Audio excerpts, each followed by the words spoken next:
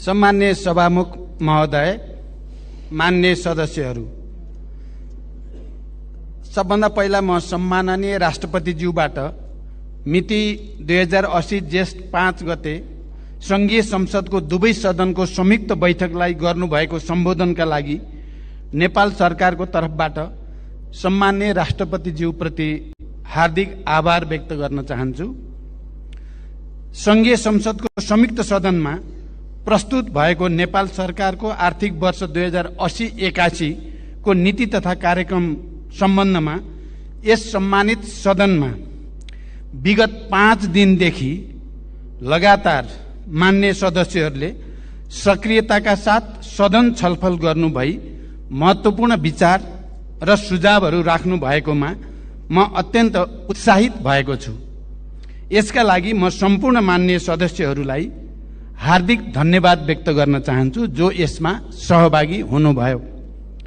यस प्रकारको रचनात्मक छलफल र बहसले सरकारको नीति तथा कार्यक्रममा गहिरो सोचका साथै सबै महत्त्वपूर्ण पक्षलाई समेटेर आएको सारभूत दस्तावेज नै प्रमाणित भएको मैले महसुस गरेको छु। वस्तुगत तथ्य र यथार्थमा आधारित भएर गरिएको स्वस्थ छलफलले लोकतन्त्रलाई बलियो बनाउने कुरामा दुई मत हुन सक्दैन। प्रस्तुत नीति तथा कार्यक्रमलाई सम्मानित संसदका अधिकांश मान्य सदस्यहरूले समर्थन गर्नुभएको छ, तथापि केही बुँदा र विषयहरूमा अस्पष्टता रहेको, कतिपय विषय दोहोरिएको एवं कतिपय विषय नसमेटिएको भनेर पनि मान्य सदस्यहरूले सुझाव र टिप्पणी राख्नु भएको छ। यस पृष्ठभूमिमा म मान्य सदस्यहरूले राख्नुभएका विचार, जिज्ञासा र सुझाव सम्बन्धमा नेपाल सरकारको दृष्टिकोण तथा धारणा राख्न यस सम्मानित सदनमा उपस्थित भएको छु।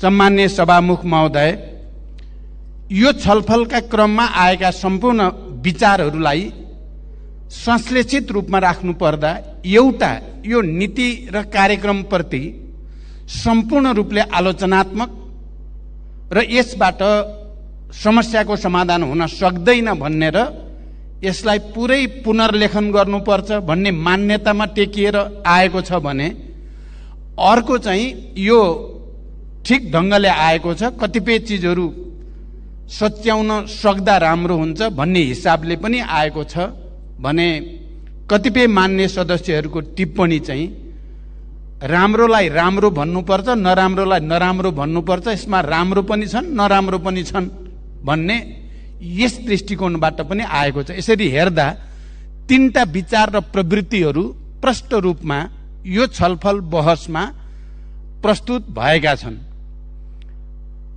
र मान्य कतिपय सदस्यहरू जसले यसलाई आलोचनात्मक पनि राख्नु भएको छ, मान्य सदस्यहरूले राख्दा एउटा चाहिँ भनाइ आएको छ, यो अलि कर्मकाण्डी नै छ। यसले आजको देशको अगाडि उपस्थित आर्थिक, राजनैतिक, सामाजिक, सांस्कृतिक समस्याहरूलाई सम्बोधन गर्न सक्दैन भन्ने कोणबाट आएको छ र धेरै मान्य सदस्यहरूले हामी एउटा परम्पराको शिकार भएका छौं र हरेक वर्ष नीति कार्यक्रम आउँछ, सुन्दाखेरि राम्रै सुनिन्छ तर व्यवहारमा कार्यान्वयन गर्ने क्रममा चाहिँ फेरि त्यो जस्तो प्रस्तुत हुन्छ त्यही रूपमा गरिएको हुँदैन। मैले पनि ती मान्य सदस्यहरू जसले यसलाई यो नीति कार्यक्रम भनेर सरकारले प्रस्तुत गर्छ, पहिला राजतन्त्र हुँदासम्म राजाको मुखबाट सरकारको नीति कार्यक्रम भनेर पढाइन्थ्यो, अहिले राष्ट्रपतिबाट पढाइन्छ, तर त्यो चाहिँ परम्परागत नै हुन्छ भन्ने मान्यतामा धेरै हदसम्म म आफू पनि सहमत पाउँछु र यो पटक मैले कोसिस पनि गरेँ परम्परा भन्दा भिन्न ढङ्गको छोटो अहिलेको देशको समस्यालाई ठोस रूपमा र मूर्त रूपमा सम्बोधन गर्ने गरी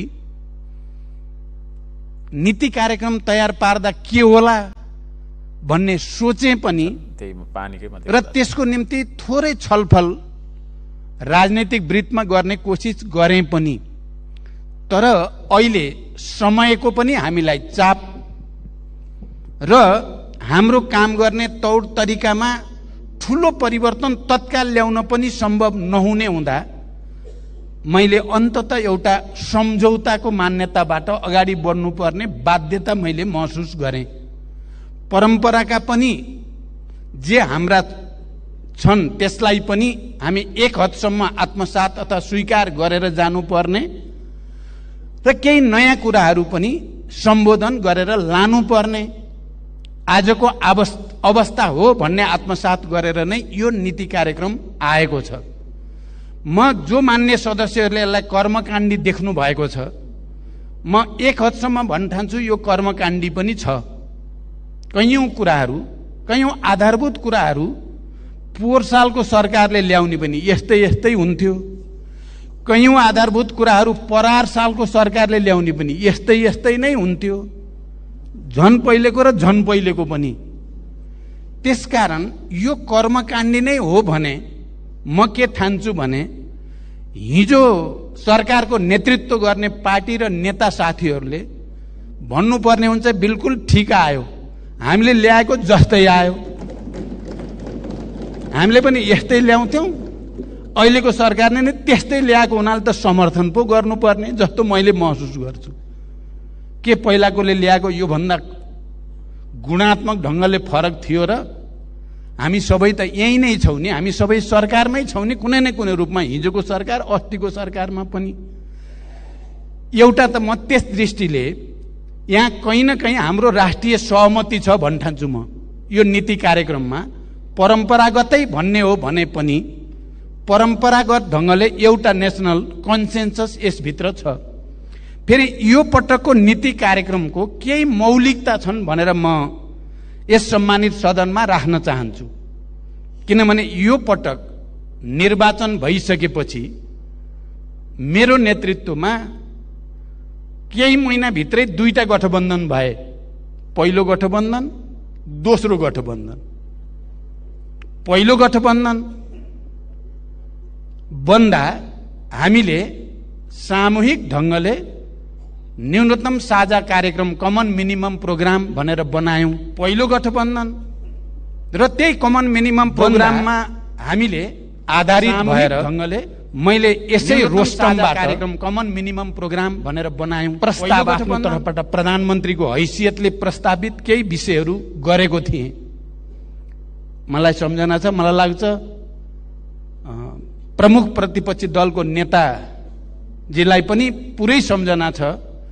मैले त्यो प्रस्ताव पहिलो गठबन्धनको कमन मिनिमम प्रोग्राममा आधारित भएर मैले त्यो प्रस्ताव प्रस्तुत गर्दै गर्दा र यहाँबाट तल ओर्लेपछि प्रतिपक्षी दलको नेताले भनेको शब्द अहिले पनि म प्रष्ट सम्झिराखेको छु, हिस्टोरिक एन्ड एक्सेलेन्ट स्टेटमेन्ट।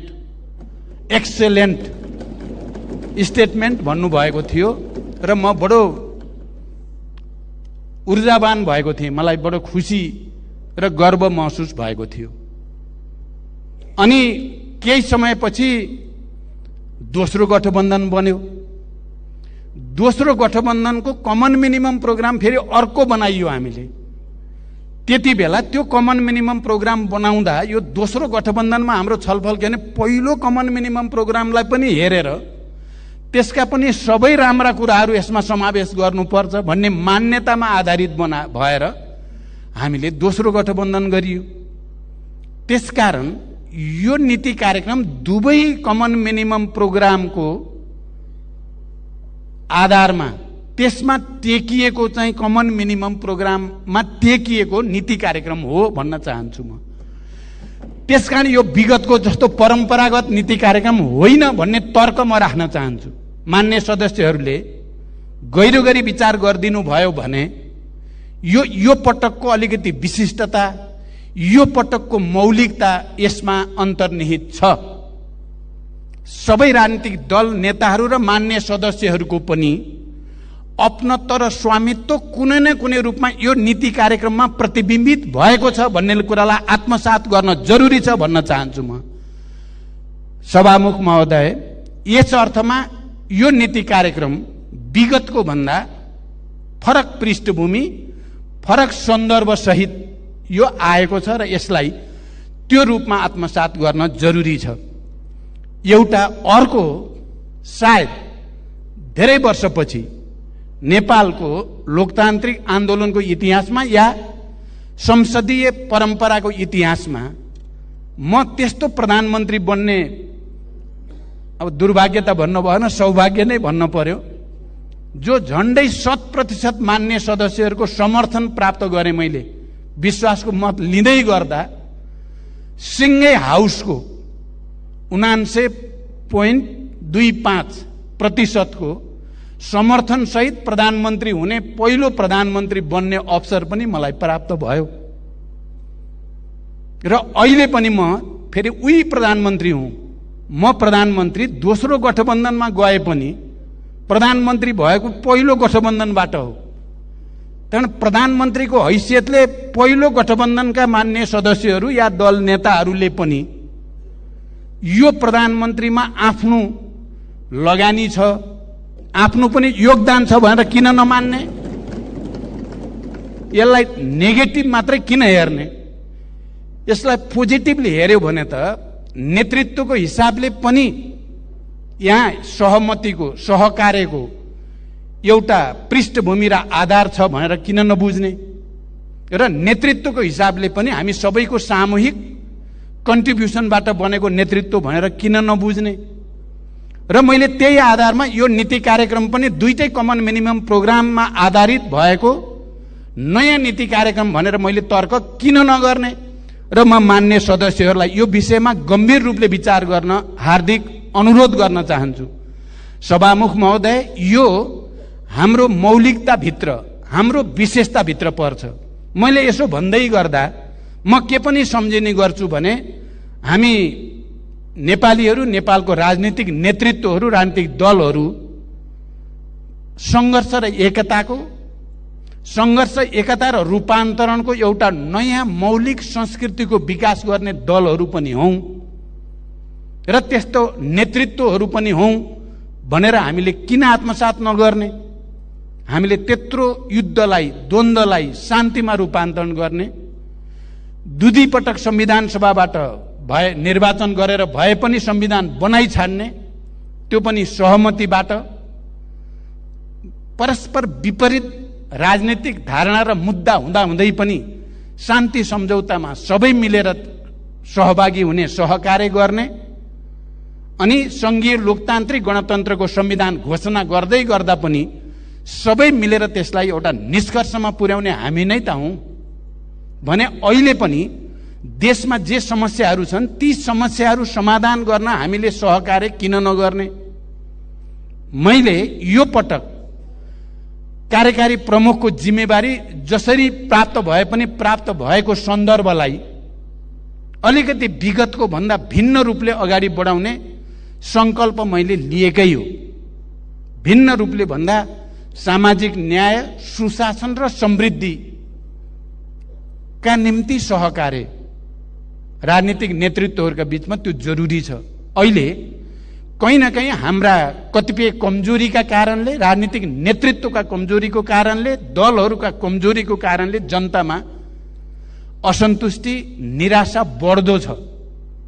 हिजो हामी जति बेला विस्तृत शान्ति सम्झौता गर्दै थियौं, संविधान सभाको निर्वाचन गरेर एउटा नयाँ संविधान निर्माण गर्दै थियौं, त्यति बेलाको जनताको भरोसा, हामी प्रतिको आशा अहिले विचलित हुँदैछ र कहीं न कहीं असन्तुष्टि र निराशा बढ्दो छ र त्यसले कतै अराजकतातिर जाने र देश निकै अप्ठ्यारो स्थितितिर जाने त होइन भन्ने चिन्ता पनि हामी सबैलाई भएको छ। मलाई लाग्छ हिजो 12 बुँदे समझदारी र शान्ति सम्झौतामा सहभागी त्यसका सहयात्रीहरू र त्यसका प्रमुख सहयात्री भन्न चाहन्छु म, प्रमुख सहयात्रीहरू आज निकै गम्भीर हुनुपर्ने आवश्यकता छ र ती प्रमुख सहयात्री मध्ये मैले नेतृत्व गरेको पार्टी र म आफै पनि एउटा प्रमुख भूमिकामा रहेको हुनाले आजको दिनमा मेरो चिन्ता र मेरो चासो र मेरो पहल कदमी चाहिँ कसरी फेरि एकचोटि राष्ट्रिय एकता र सहमतिको वातावरण बनाउने, अहिले देशका अगाडि विद्यमान सुशासनका समस्या, भ्रष्टाचार लगायत विकृति र विसङ्गतिलाई कसरी सामूहिक रूपले त्यसका विरुद्ध अगाडि जाने, समृद्धिको एउटा नयाँ मोडेल हामीले कहाँबाट पत्ता लगाउने र सामाजिक न्यायद्वारा सबभन्दा तल परेका जनतालाई हामीले कसरी सम्बोधन गर्ने भन्ने चिन्ता र चासोको कारणले म निरन्तर त्यसमा पहल कदमीमा छु। यही सदनभित्र पनि हामी सत्तापक्ष छौँ, प्रतिपक्ष छौँ, हाम्रा विचार र राजनीतिमा कैयौँ अन्तरहरू छन्, यो मानिएको कुरा हो। यो हिजो पनि थिए, आज पनि छन्, भोलि पनि रहन्छन्। जबसम्म यो राजनीतिक दल र प्रतिस्पर्धा रहिराख्छ, यो भोलि पनि रहिराख्ने नै कुरा हो। तर जति बेला देशमा गम्भीर समस्या पैदा हुन्छ, अप्ठ्यारो स्थितिमा देश जान्छ र जनताले थुप्रै समस्याको सामना गर्नुपर्ने अवस्था आउँछ, त्यति बेला हामी नै राजनीतिक दलहरू हौँ, हामी नै राजनीतिक नेताहरू हौँ जसले सहमति, सहकार्य र एकताको माध्यमबाट त्यसको सामना गरेका छौँ। म फेरि पनि एकचोटि नयाँ मान्य सदस्यहरूलाई स्मरण गराउन चाहन्छु, हिजोको शान्ति सम्झौता र संविधान सभाको कुरा मात्रै होइन, विनाशकारी महाभूकम्पको बेलामा म प्रतिपक्ष दलको नेता थिएँ, अरू साथी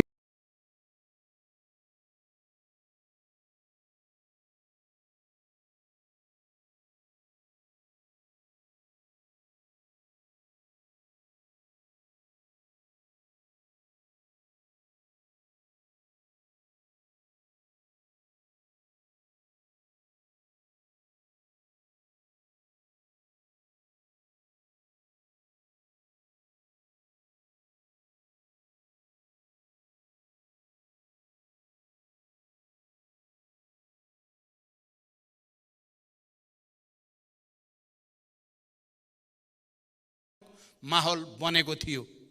त्यो घोषणाले संविधान सभाबाट संविधान बनाउने पनि एउटा निकै सकारात्मक माहौल बनेको थियो। आज पनि म के देख्छु भने जुन आर्थिक संकटको स्थितिमा आज देश छ, सुशासनको दृष्टिकोणले संस्थागत भ्रष्टाचारको जो स्थिति छ, माथिदेखि तलसम्म सामाजिक न्याय र समृद्धिका दृष्टिकोणले जुन समस्या र चुनौतीको हामीले आज सामना गर्नु परेको छ, मलाई के लाग्छ भने यति बेला फेरि हामी यी विषयहरूमा, कम्तीमा पनि यी विषयहरूमा हामी राजनीतिक दल र नेताहरू एक भएर अगाडि बढ्न आवश्यक छ।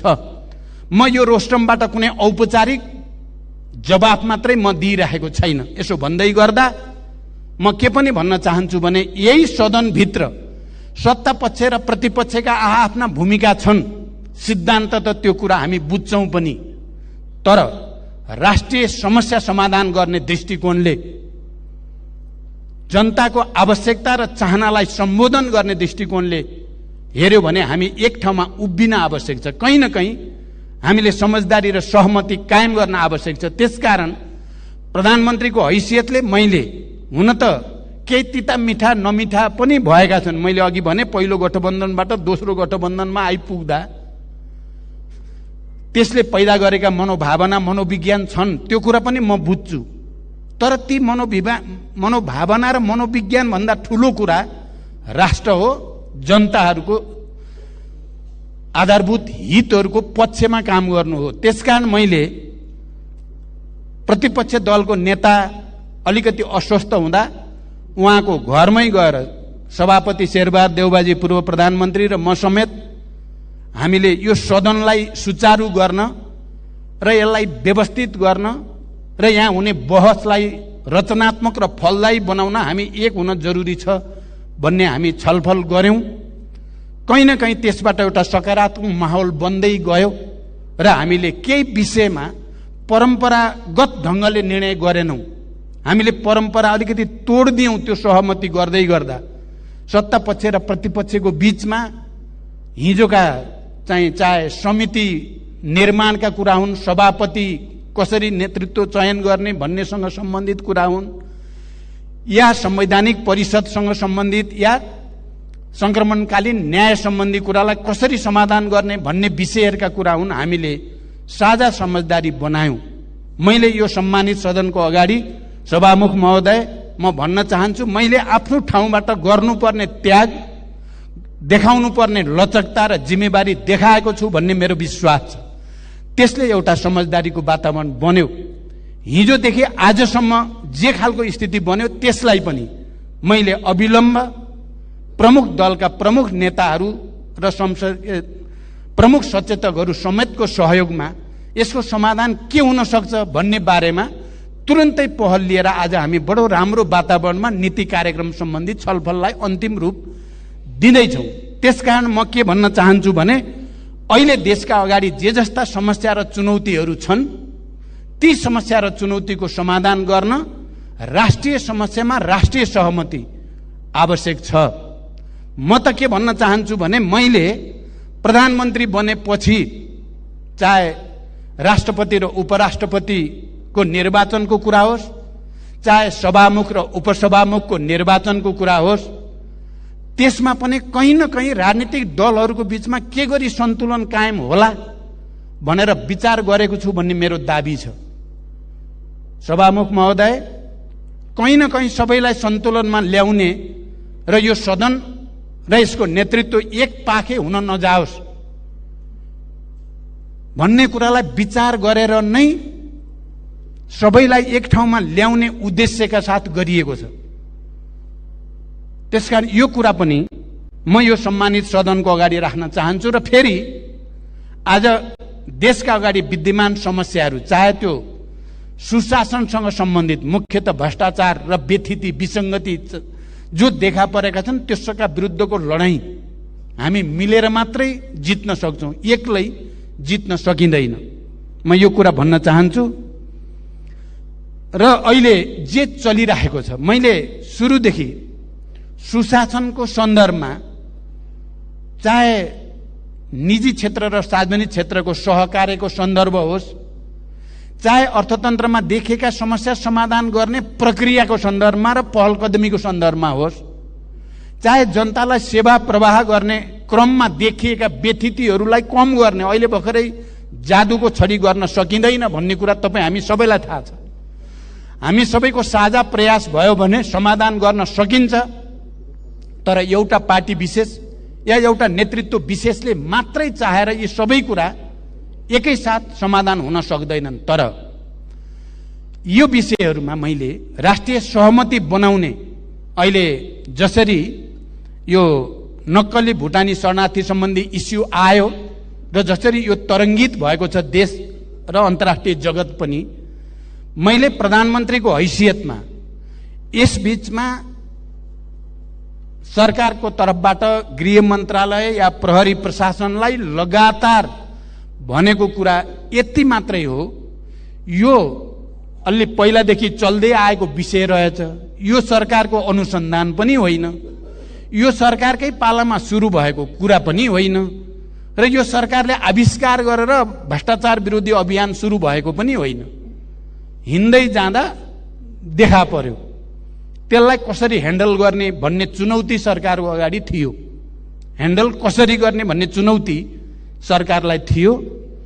र मैले यो विषयमा कोही पनि दोषी जो यो प्रक्रियामा संलग्न छन् नछुटुन्, कोही पनि निर्दोष कुनै हालतमा पर्न नजाउन् भन्ने मान्यताको आधारमा स्ट्यान्डिङ अर्डर गृह मन्त्रालयलाई पनि प्रहरी प्रशासनलाई दिएको त्यही हो, अहिले पनि त्यही कायम छ।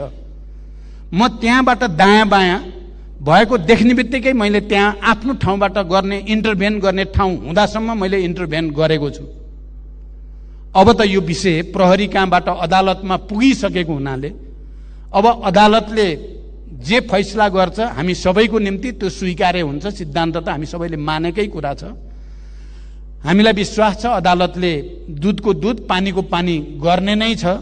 प्रहरीले पनि यस बीचमा अनुसन्धान गर्दा थुप्रै अप्ठ्यारा र जटिलताको बीचमा पनि उनीहरू एउटा निष्कर्षमा पुगेका छन् र कयौँलाई लाग्छ यही मात्रै सरकारले यसैलाई मात्रै ध्यान दिएको छ कि। म यो सम्मानित सदनलाई भन्न चाहन्छु यसमा मात्रै होइन, अन्य तमाम व्यथितिहरूमा पनि सरकारको ध्यान छ। चाहे त्यो सम्पत्ति शुद्धिकरणसँग सम्बन्धित कुरा होस्, चाहे त्यो राजस्वसँग सम्बन्धित कुरा होस्, चाहे अन्य तमाम क्षेत्रका व्यथितिका कुरा हुन्, ती सबैलाई माथि पनि ध्यान छ र कदम कदम गरेर ती सबै सच्याउनु पर्छ र त्यसको निम्ति सबै राजनीतिक दल र यो सम्मानित सदनको सहयोगको आवश्यकता छ भन्ने म ठान्छु। अहिले तेस्रो कार्यकाल हुन सक्छ, यो अन्तिम कार्यकाल होस्। मैले चुनौतीको रूपमा पनि अवसरको रूपमा नि लिएको छु। त्यति ठुलो आन्दोलन, क्रान्ति, त्याग र बलिदान पछि प्राप्त भएको यो परिवर्तन नै धाराशायी हुने हो कि भन्ने छटपटी, र यो छटपटीले मात्रै केही हुनेवाला छैन। आत्मसमीक्षा नगरिकन, आफैलाई करेक्सन नगरिकन त फेरि हामीले जनतामा पैदा भएको मनस्थितिलाई बदल्न सकिँदैन। त्यसकारण मैले आफूलाई एउटा ठुलो अग्नि परीक्षामा रहेको महसुस गरेको छु र मैले सम्पूर्ण रूपले सुशासन, सामाजिक न्याय र समृद्धिको निम्ति आफूलाई समर्पित गर्ने संकल्पका साथ छु भनेर म यो सम्मानित सदनलाई राख्न चाहन्छु। र म यो सम्मानित सदनका माध्यमबाट आम नेपाली जनसमुदायलाई पनि अपिल गर्न चाहन्छु, सुशासन र सामाजिक न्याय र समृद्धिको नयाँ अभियानको थालनीमा सबैको सहयोग आवश्यक छ। म खुसी र गर्व पनि व्यक्त गर्न चाहन्छु, अहिले सरकार र जनता बिस्तारै बिस्तारै एक ठाउँमा जोडिन थालेको अनुभूति हुन्छ। सरकारले चाल्न थालेका कदमहरू सुशासन सम्बन्धी या सामाजिक न्याय र विकास सम्बन्धी ती कदम र जनताको भावना र आवश्यकतामा बिस्तारै बिस्तारै सम्बन्ध जोडिँदै गएको र यसलाई हामीले अझ केही कदम राम्रोसँग अगाडि बढायौँ भने एउटा ठुलो फड्को मार्न सकिने मैले महसुस गरेको छु। सम्माननीय सभामुख महोदय, संसद देश र जनताको सर्वोत्तम हित र सरोकारका विषयमा रचनात्मक छलफल गरी सकारात्मक उपाय पहिल्याउने थलो हो। अत यहाँ हुने प्रत्येक छलफल र बहस सकारात्मक परिणतिको अपेक्षा सहित हुनुपर्दछ। नागरिकले संसदभित्रका हाम्रा प्रत्येक गतिविधिलाई नजिकबाट नियालिरहेका छन्। जनतामा भ्रम, निराशा र कुण्ठा फैल्याउने हिसाबले होइन, आशा, उमङ्ग र भरोसा बढाउने हिसाबले हामीले हाम्रा विचार र हाम्रा भनाइहरू संसदमा जिम्मेवारी पूर्वक राख्नु पर्दछ भन्ने मलाई लाग्दछ।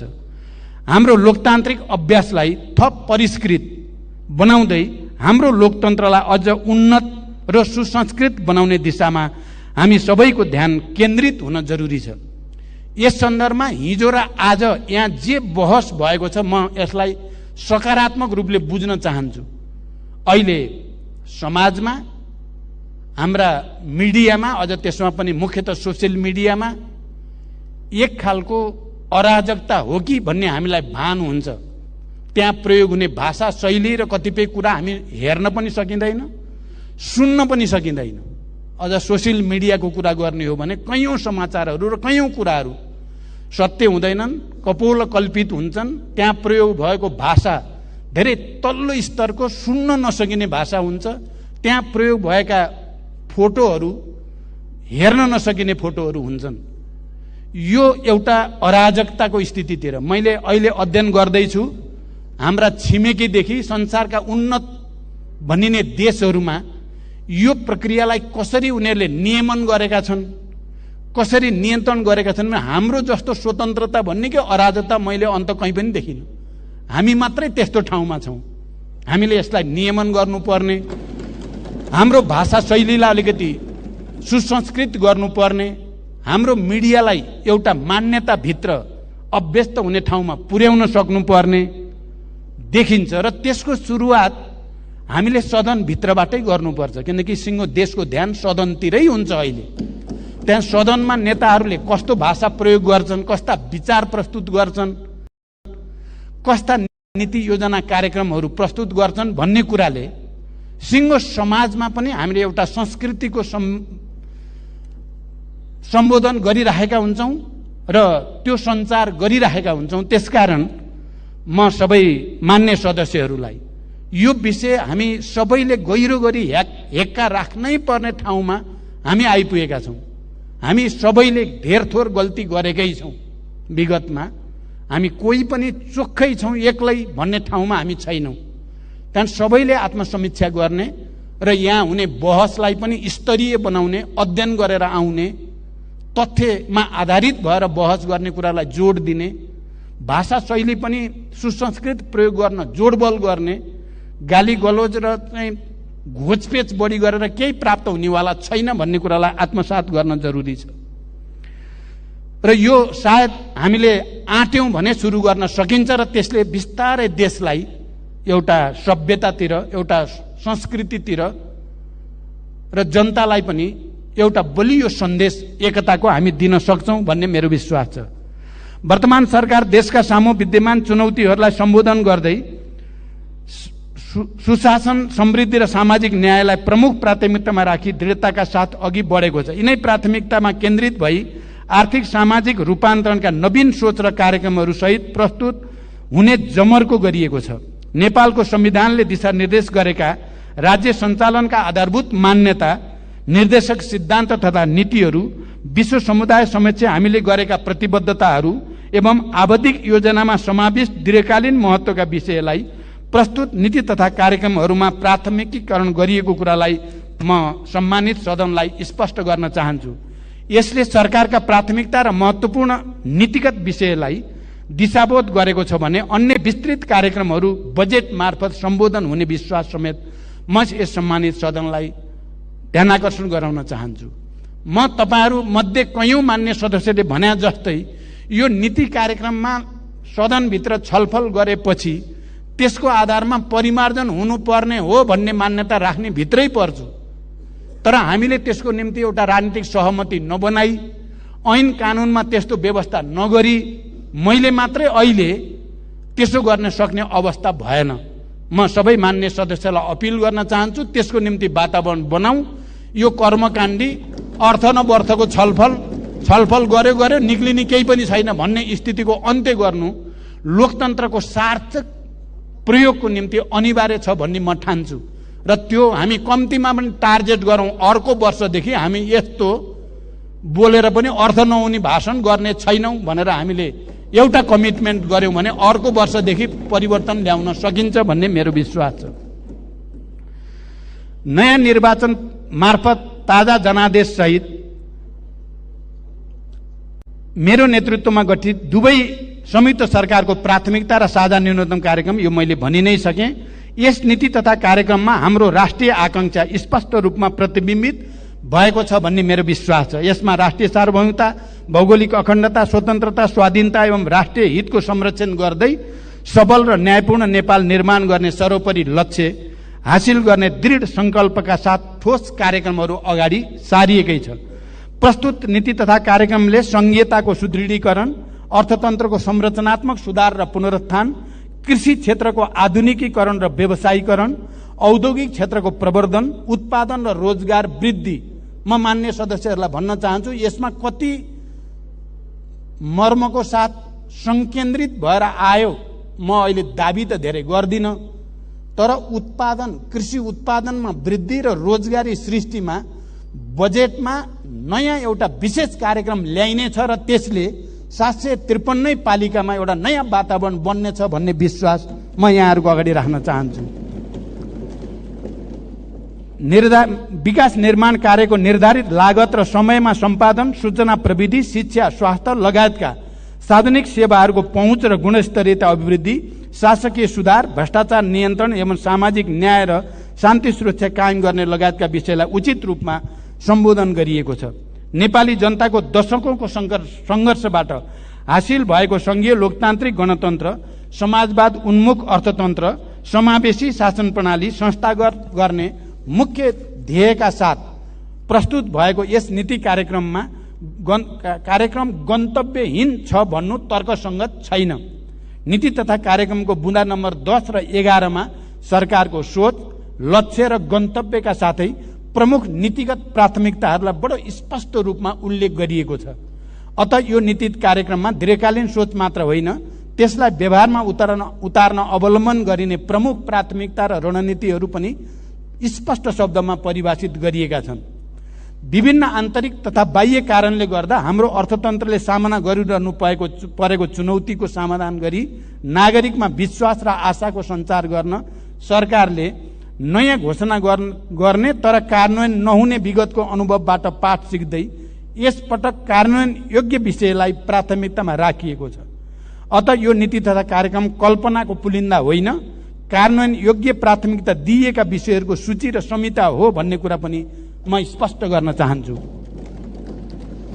विभिन्न राजनीतिक दर्शन बोकेका हामी बीच फरक फरक सोच र दृष्टिकोण हुन सक्छन्, हुन्छन् पनि, त्यो स्वाभाविक हो।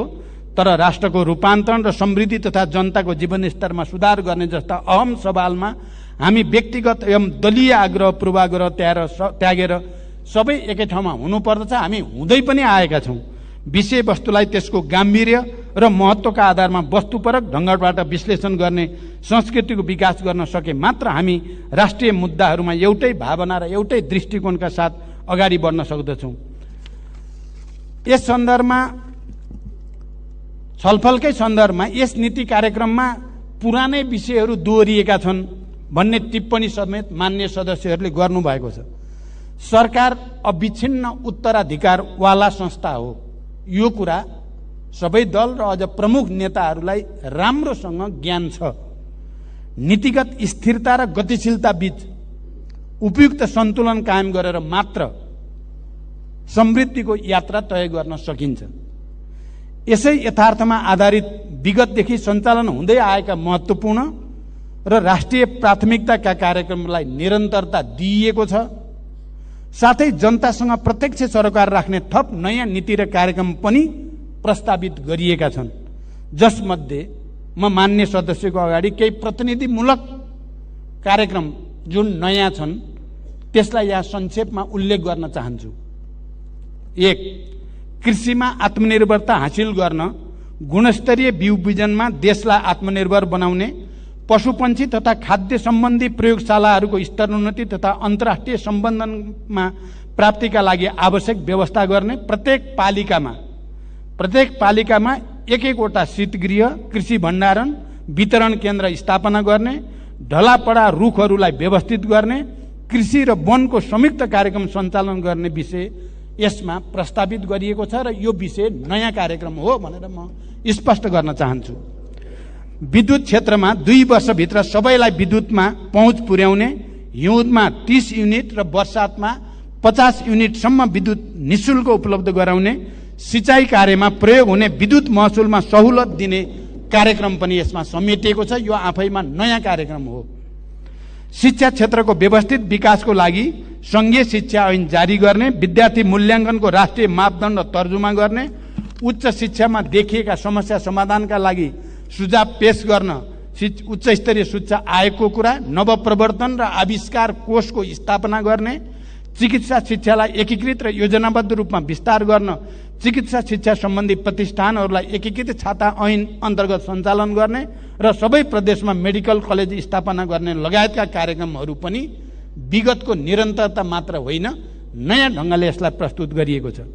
स्वास्थ्य सेवा प्रभावकारी रूपमा प्रवाह गर्न सामुदायिक अस्पतालमा बहिरङ्ग सेवा बिहान 8 बजेदेखि बेलुका 8 बजेसम्म अनिवार्य रूपमा सञ्चालन गर्ने, आधारभूत स्वास्थ्य सेवा प्रवाहका लागि आवश्यक 98 प्रकारका औषधिहरू स्वदेशमै उत्पादन गर्ने, प्रत्येक प्रदेशमा मुटुको शल्यक्रिया र क्यान्सर रोगको समेत निदान हुन सक्ने गरी सुपर स्पेसियालिटी अस्पताल स्थापना गर्ने, आगलागी लगायत विभिन्न दुर्घटनामा परेका घाइतेहरूलाई शीघ्र उपचार गर्न एम्बुलेन्स, दमकल, सुरक्षाकर्मी तथा स्वास्थ्यकर्मी सँगसँगै परिचालन हुने गरी एकीकृत आकस्मिक सेवा प्रणाली स्थापना गर्ने, हिंसा पीडित महिला तथा बालबालिकाका लागि प्रदेश र स्थानीय तहसम्म एकीकृत सेवा सहितको दीर्घकालीन तथा अल्पकालीन पुनर्स्थापना केन्द्र स्थापना गर्ने लगायतका नयाँ कार्यक्रम पनि यसमा समेटिएका छन्। यसै गरी राष्ट्रिय पूर्वाधार गुरु योजना तयार गर्ने, ऊर्जा नीतिलाई समसामयिक बनाउने, आम सञ्चार सम्बन्धी पूर्वाधारको सहप्रयोगको व्यवस्था गर्ने, पूर्वाधार निर्माणमा 2 शिफ्टमा काम गर्ने, उच्च पहाडी र हिमाली क्षेत्रको भौगोलिक नक्साङ्कन गरी धातु, अधातु एवं दुर्लभ भौगोलिक पदार्थ अन्वेषण गर्ने, एक प्रदेश एक सांस्कृतिक ग्राम स्थापना गर्ने, श्रमिकहरूको स्वचालित ज्याला प्रणाली लागू गर्ने जस्ता विषय पनि यो नीति कार्यक्रममा समेटेका छन्, जो आफैमा नयाँ छन्।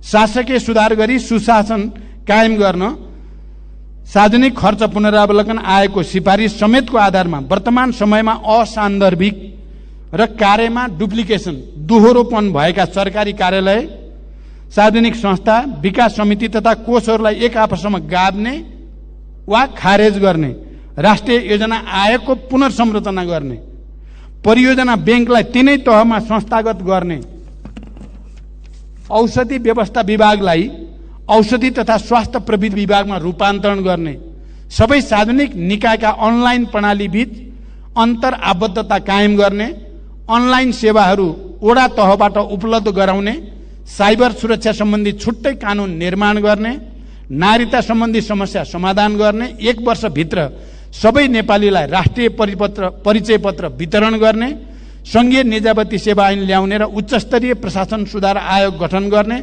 शान्ति प्रक्रिया र सङ्कटकालीन न्याय सम्बन्धी काम 2 वर्षभित्र टुङ्गोमा पुर्याउने तथा उच्च पदस्थ लगायत जो कोहीले गैर कानुनी रूपमा आर्जन गरेको सम्पत्तिलाई छानबिनको दायरामा ल्याउने लगायतका विषयलाई प्राथमिकताका साथ राखिएको कुरा पनि म जानकारी गराउन चाहन्छु। माथिका यी केही विषयहरूले मात्र पनि यो नीति कार्यक्रम केही पनि होइन, कर्मकाण्डी हो, पहिलेकै कुरा दोहोर्याइएको मात्रै छ भन्ने कुरालाई गलत साबित गर्छन्, त्यसलाई निराधार साबित गरेका छन्।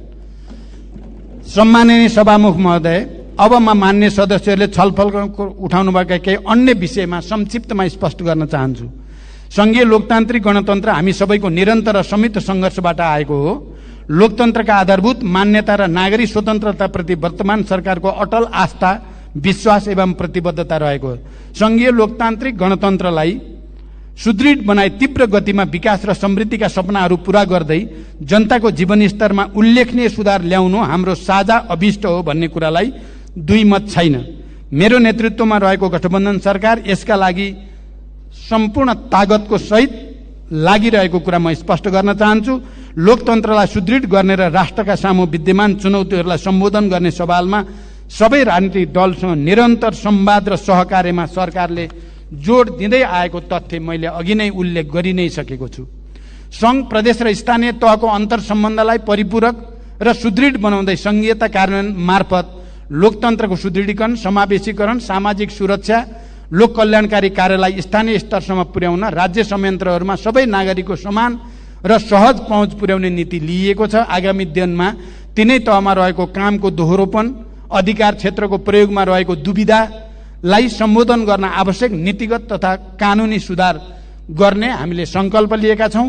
यस सम्बन्धमा संविधान तथा कानुनमा भएका विभिन्न संयन्त्रहरूलाई क्रियाशील तुल्याउने विषयलाई विशेष रूपले जोड दिएको छ। राष्ट्रिय विकास समस्या समाधान समितिको बैठक भयो। सातै प्रदेशका मुख्यमन्त्री र अन्य सम्बन्धित सरकारवालाका बीचमा 2 दिनसम्म हामीले गम्भीर बहस चलाएर राष्ट्रका समस्या कसरी समाधान गर्ने र यो अन्तर सम्बन्धलाई कसरी सुदृढ गराउने भन्ने बारेमा ठोस सुझावहरू प्राप्त भएको छ र सरकार त्यसमा दृढतापूर्वक अगाडि बढ्दैछ। विभिन्न कारणले आयोजना हुन नसकेको अन्तर परिषद लगायतका समन्वयकारी संयन्त्रहरूको बैठक यथाशीघ्र आयोजना गरी कार्यान्वयनमा देखिएका अप्ठ्यारालाई सम्बोधन गर्न सरकार प्रतिबद्ध रहेको छ। कोभिड-19 महामारीको प्रभावबाट क्रमशः मुक्तै हुँदै गएको मुलुकको अर्थतन्त्र र सामाजिक क्रियाकलापलाई क्रमशः सामान्य बनाउँदै लाने कुराका सन्दर्भमा रुस युक्रेन बीचको युद्ध र त्यसबाट सृजित प्रतिकूलताले अर्थतन्त्रलाई सन्तुलनमा राख्न पुनः जटिलता निम्त्याएको कुरा हामी सबैलाई अवगत नै छ।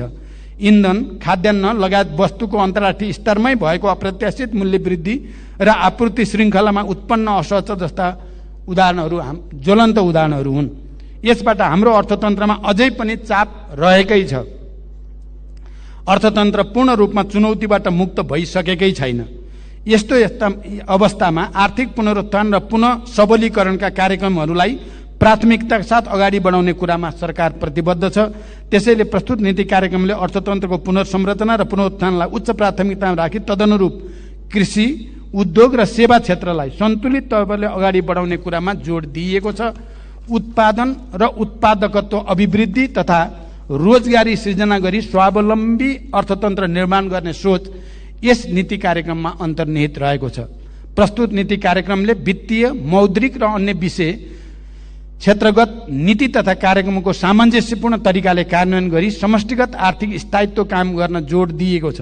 अर्थतन्त्रको समग्र मागमा आएको ह्रास, तरलताको सङ्कुचन, उच्च ब्याज दर, मूल्य वृद्धि, न्यून पुँजीगत खर्च, बढ्दो चालु खर्च, घट्दो राजस्व परिचालन तथा बाह्य क्षेत्र सन्तुलनमा परेको चापलाई सम्बोधन गर्दै अर्थतन्त्रलाई पुनरुत्थान र चलायमान बनाउने कुरा नीतिमा प्राथमिकताका साथ समेटिएको छ र हामीले समस्याबाट भागेर होइन, समस्यालाई ढाकछोप गरेर होइन, समस्यालाई पनि प्रष्ट रूपमा राख्ने र समाधानका उपायहरू पनि वस्तुगत र व्यवहारिक बनाउने कुरामा जोड दिइएको छ।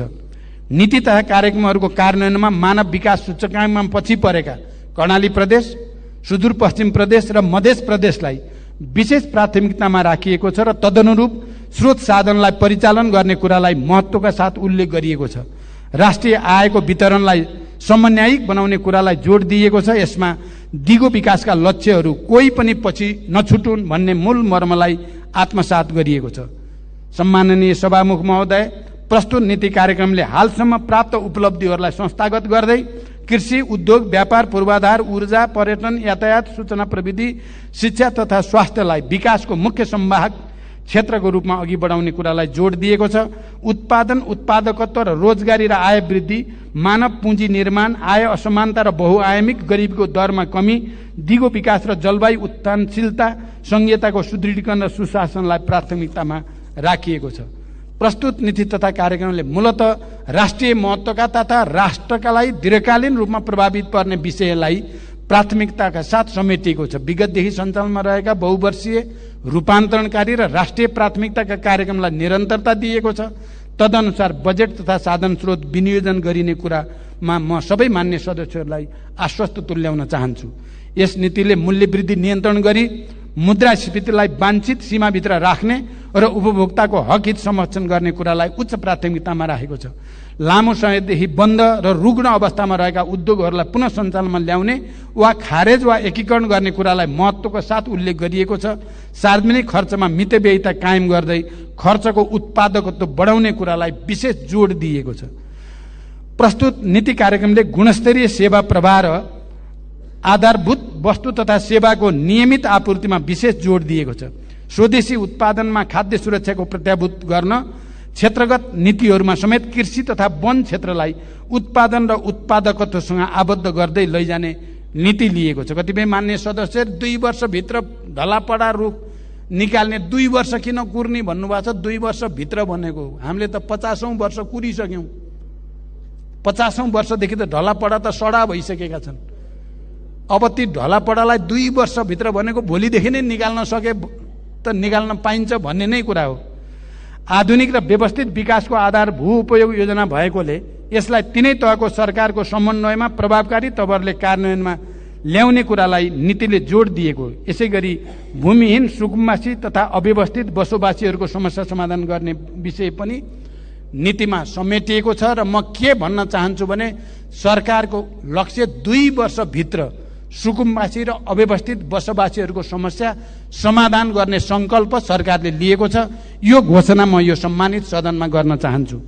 अर्थतन्त्रको दिगो विकासका लागि उत्पादनशील क्रियाकलापहरूको प्राथमिक भूमिका रहन्छ।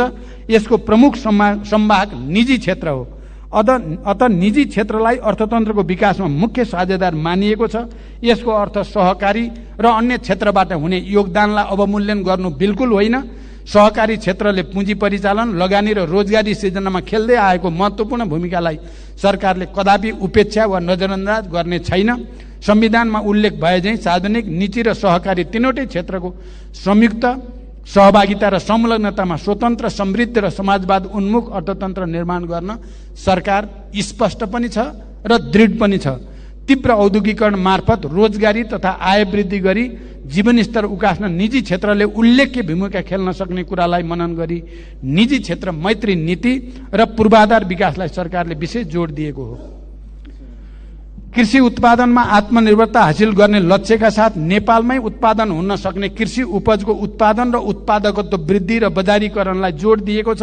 कृषकहरूलाई समयमै रासायनिक मल र उन्नत बिउ बिजन उपलब्ध गराउने तथा वर्षैभरि कृषियोग्य जमिनमा सिँचाइ सुविधा विस्तार गर्ने कुरालाई नीतिले समेटेको छ। साथै स्थानीय तहमा जैविक मल कारखाना स्थापना गर्न सरकारले प्रोत्साहन गर्ने नीति स्पष्ट रूपमा अगाडि सारेको छ। सरकारले उत्पादन र उत्पादकता वृद्धि गरी निर्यात प्रवर्धन मार्फत व्यापार घाटा कम गर्ने उद्देश्य लिएको छ। यस अन्तर्गत तुलनात्मक लाभ भएका वस्तुको पहिचान, प्रशोधन, उत्पादन वृद्धि, बजार विस्तार तथा आन्तरिक उपभोग बढाउने र प्राथमिकता प्राप्त क्षेत्रमा स्वदेशी तथा वैदेशिक लगानी आकर्षित गर्ने कुरालाई जोड दिएको छ। स्वदेशमा उत्पादित वस्तु 20% महँगो भए पनि खरिद गर्ने कुरालाई नीतिले स्पष्टका साथ उल्लेख गरेको छ। व्यापार घाटा घटाउन सरकारले भर्खरै नेपाल व्यापार एकीकृत रणनीति र व्यापार घाटा न्यूनीकरण कार्यक्रम कार्यान्वयनमा ल्याएको छ। व्यापार जन्य पूर्वाधारहरूको विकास र प्रक्रियागत सरलीकरण गरी व्यापार लागत घटाई नेपाली निर्यात जन्य वस्तुको प्रतिस्पर्धी क्षमता बढाउने तथा लघु, घरेलु र साना उद्योगका उत्पादनलाई बजारीकरणमा टेवा पुर्याउने कुरालाई पनि नीतिले जोड दिएको छ। सरकार र निजी क्षेत्रको बलियो साझेदारी विकास गरी उत्पादन र रोजगारीका अवसर विस्तार गर्ने विषय सरकारको उच्च प्राथमिकतामा रहेको छ। यसै मान्यतालाई आत्मसात गरेर नै निजी क्षेत्रबाट अघि बढाइएका मेक इन नेपाल र मेड इन नेपाल लगायतका कार्यक्रमलाई सहयोग गर्ने विषय नीतिले अंगीकार गरेको छ। उद्योग प्रशासनलाई सरल र प्रविधि मैत्री बनाउँदै प्रक्रियागत सुधार र लागत कटौती गर्ने विषयलाई प्राथमिकतामा राखिएको छ। निर्यात गर्ने उद्योगलाई प्रोत्साहन गर्न नगद अनुदान दिने विषयलाई निरन्तरता दिइएको छ।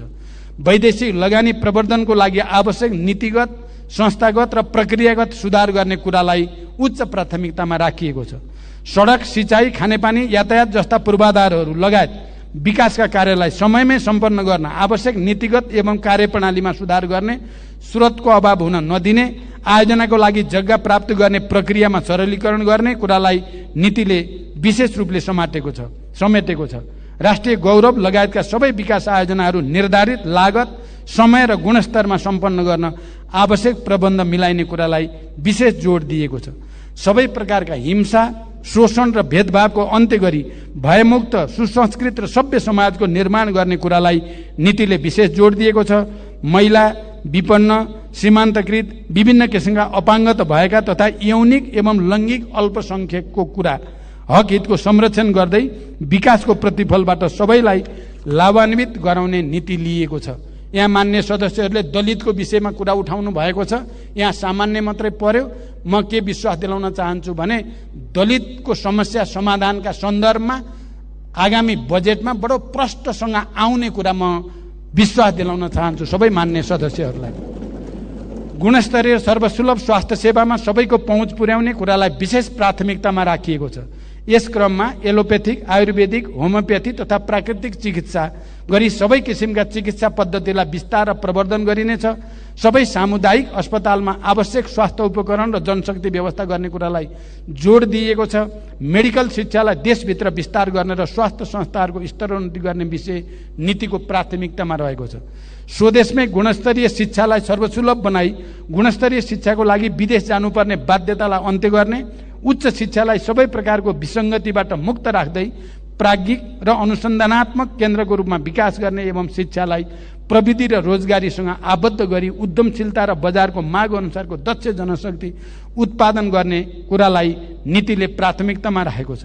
युवाहरूलाई उद्यमशील बनाई व्यवसायमा आकर्षित गर्न, स्टार्टअप उद्यमहरूलाई प्रोत्साहित गर्ने, श्रम आप्रवासन व्यवस्थित गर्ने, विदेशमा रहेका नेपालीहरूको सुरक्षा गर्ने तथा अप्ठ्यारोमा परेका नेपालीहरूलाई तुरन्त उद्धार गर्ने विषयलाई नीतिमा समेटिएको छ।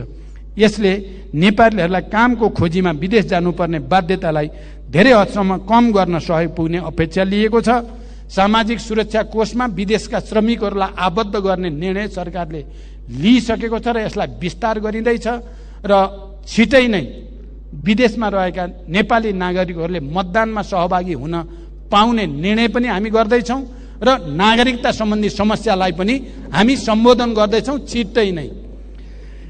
नीतिले चुरो संरक्षण गर्दै वातावरणीय ह्रास नहुने गरी तथा नदी एवं खनिजजन्य पदार्थको अनियन्त्रित दोहनलाई रोक्दै ढुङ्गा, गिटी, बालुवाको उत्पादन, सङ्कलन र वितरण कार्यलाई व्यवस्थित गर्न आवश्यक कानुनी व्यवस्था गर्ने कुरालाई प्राथमिकतामा राखिएको छ। अत यसलाई चुरेको विनाश र नदी तथा खानीको जथाभावी उत्खननलाई बढावा दिन खोजेको रूपमा बुझ्नु सही छैन।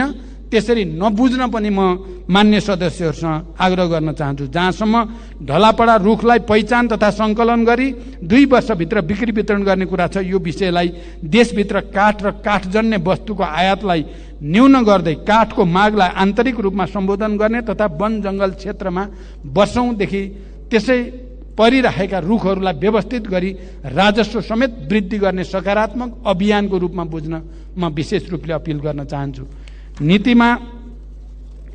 नीतिमा सार्वजनिक प्रशासनलाई सक्षम, व्यावसायिक, सुदृढ, प्रतिस्पर्धी, समावेशी र जनउत्तरदायी बनाउँदै प्रशासन संयन्त्रबाट प्रवाह हुने सार्वजनिक सेवालाई छिटो छरितो र नतिजामुखी बनाउने कुरालाई जोड दिइएको छ।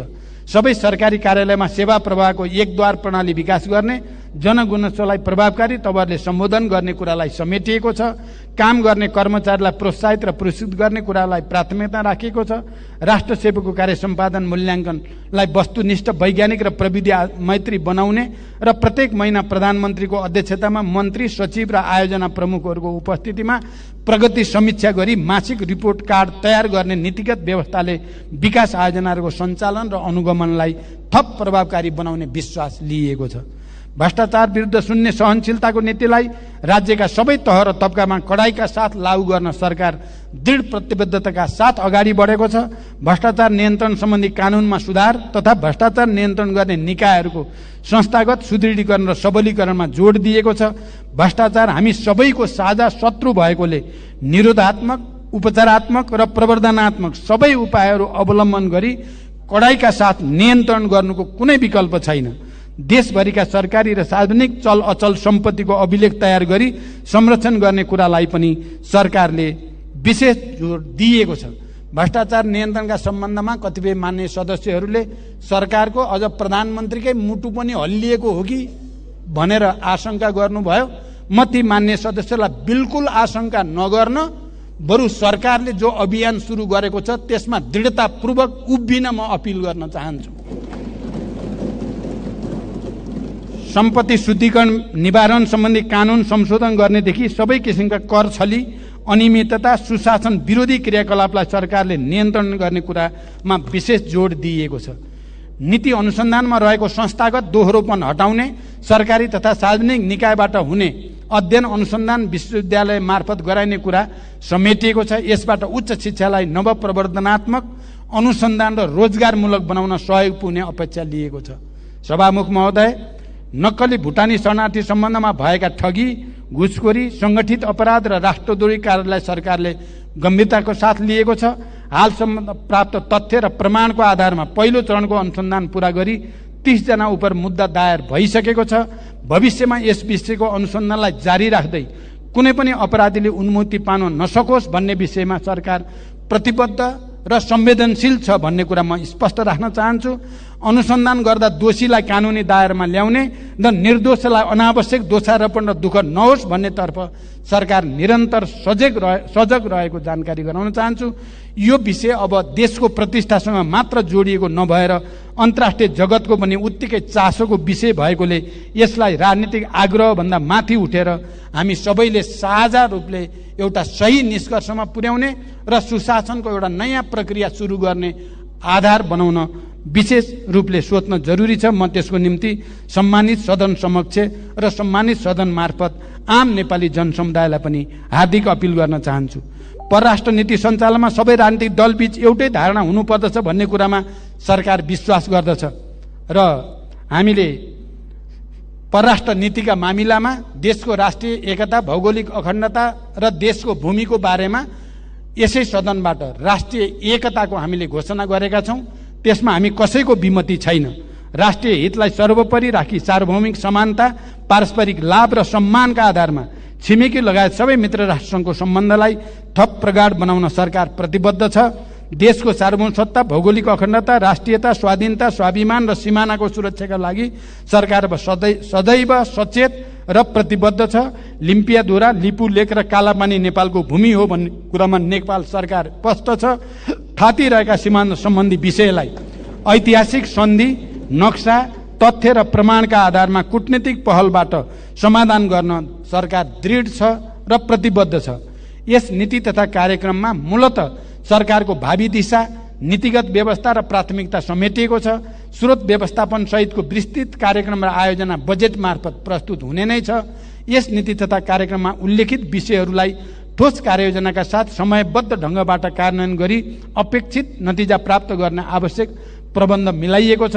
प्रस्तुत नीति तथा कार्यक्रमका विभिन्न विषयहरूमा मान्य सदस्यहरूले राख्नु भएको संशोधन प्रस्तावका साथै छलफलका क्रममा उठेका विषयमा मैले सम्बोधन गरिसकेकोले सम्बन्धित मान्य सदस्यहरूलाई संशोधन प्रस्ताव फिर्ता लिनको लागि अनुरोध गर्न चाहन्छु र यस नीति तथा कार्यक्रमलाई सर्वसम्मतिबाट स्वीकृति होस् भन्ने म अनुरोध पनि गर्न चाहन्छु।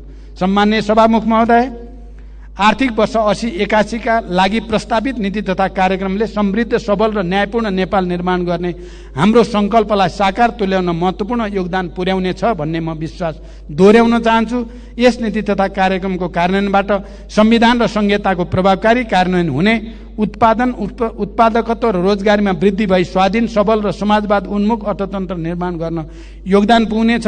नागरिकको गुणस्तरीय शिक्षा र स्वास्थ्यमा पहुँच वृद्धि हुने तथा सेवा प्रवाहमा सुधार भई जनतामा राज्यप्रतिको विश्वास बढ्ने विश्वास लिएको छु।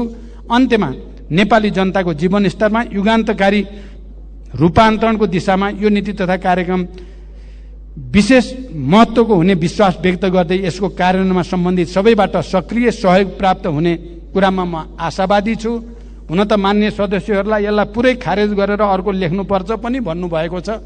यो पक्कै पनि सत्ता पक्ष र प्रतिपक्षको हामीले अवलम्बन गर्दै आएको परम्पराको दृष्टिकोणले त ठिकै होला, तर आजको आवश्यकताको दृष्टिकोणले चाहिँ म त्यसरी एक्सट्रिममा हामी कोही जानु उचित छैन भन्ने कुरा राख्न चाहन्छु र हामी मिलेर मात्रै यी समस्या र चुनौतीको सामना गर्न सक्छौँ। साथै सरकारले अघि सारेको नीति तथा कार्यक्रमको कार्यान्वयनमा सबै मान्य सदस्यहरूमा विगतमा झैँ सहयोग र सद्भाव प्राप्त हुने आशा राख्दै आफ्नो भनाइ यहीँ टुङ्ग्याउँछु।